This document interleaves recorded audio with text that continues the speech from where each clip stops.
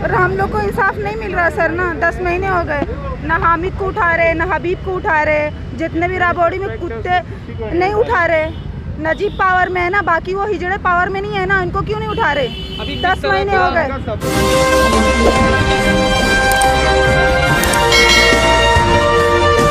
मैं सुल्तान रिजवी और आप देख रहे हैं DDS TV न्यूज। दर्शकों, इससे बड़ी विडंबना क्या होगी कि 10 महीने गुजरने के बाद भी आज तक मरहूम जमील शेख के हत्यारे पूरी तरीके से गिरफ्तार नहीं हो सके हैं और उनके परिवार के लोग हर 2 महीने में धरना आंदोलन करते हैं, मोर्चा निकालते हैं और अपनी फरियाद लेकर के कमिश्नर के चौखट तक जाते हैं, लेकिन इनकी फरियाद को अनसुनी की जा रही है। आखिर क्यों? कहीं ऐसा तो नहीं कि सत्ता का लाभ हत्यारों को मिल रहा है? काश अगर आज कहीं शिवसेना और बीजेपी की सत्ता होती तो यही आरोपी जो सत्ता का लाभ लेकर के और ठाठ से अपने घरों में बैठे हैं, तो घरों से निकाल करके इनको जेल तक पहुंचाने का काम शिवसेना और बीजेपी करती।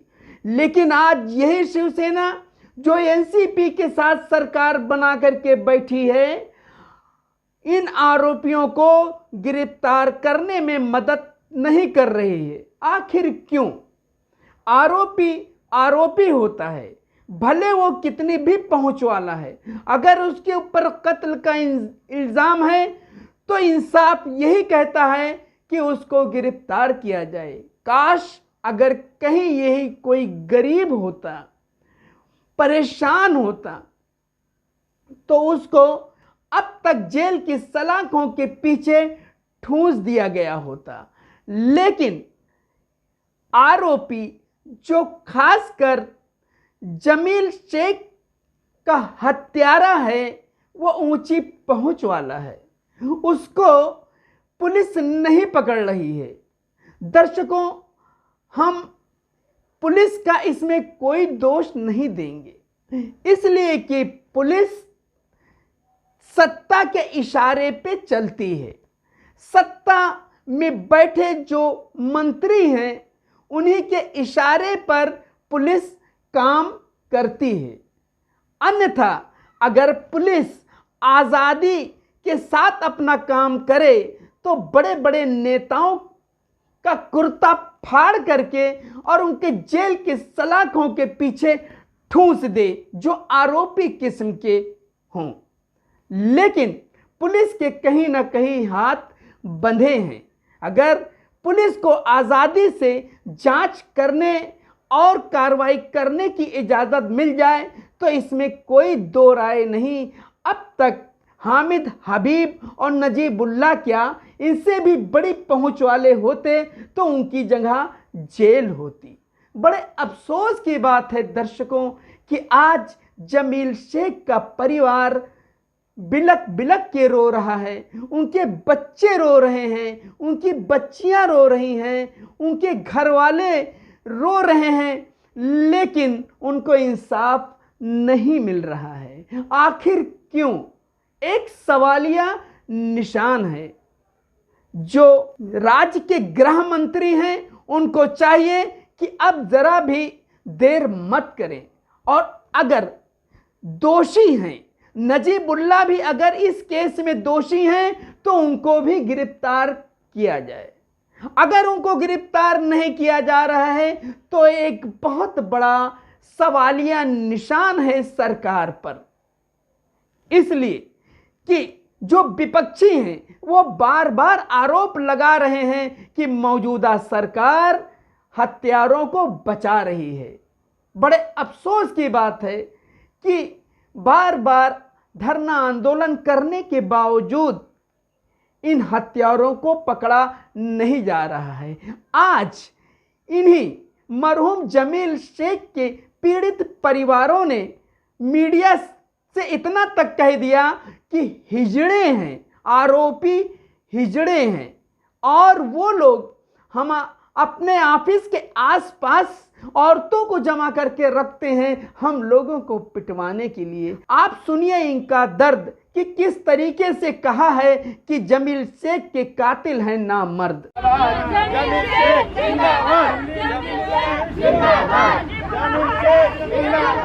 जमील शेख जिंदाबाद, इंसाफ दो, जमील शेख को इंसाफ दो, इंसाफ दो, जमील शेख। अभी जिस तरह से जमील भाई को जो है अभी तक इंसाफ नहीं दिया गया, उसको लेकर के आप लोगों ने आज धरना प्रदर्शन किया था, क्या आश्वासन दिया गया है दोबारा से?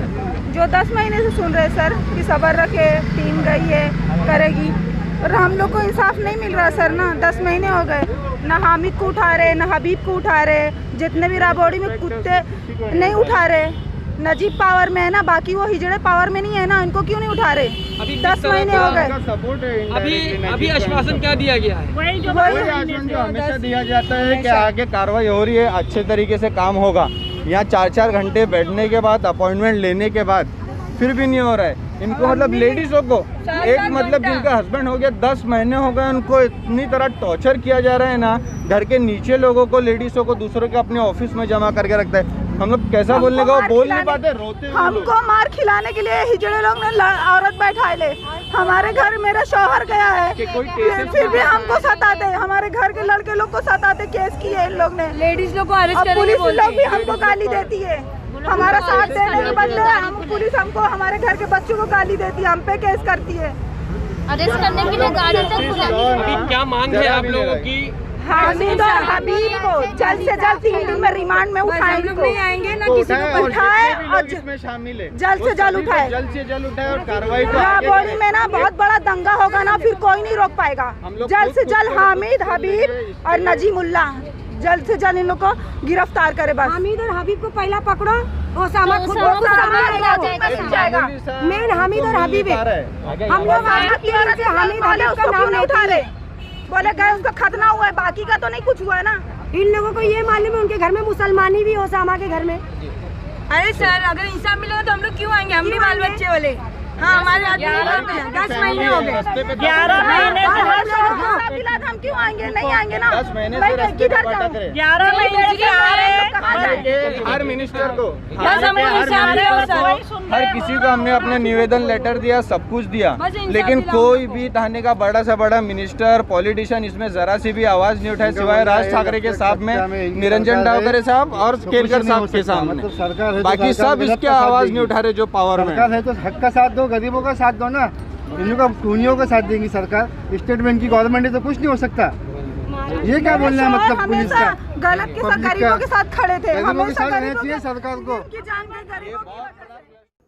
मैं सुल्तान रिजवी और आप देख रहे हैं DDS TV न्यूज।